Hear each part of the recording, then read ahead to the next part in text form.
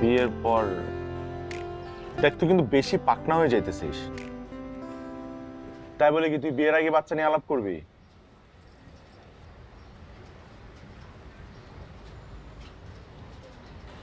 বিয়ের পর বাচ্চা হয় এটা তোকে কে বলছে? বাচ্চা কিভাবে হয় আমি জানি না। না, সে জানি একটু জানি। আহ!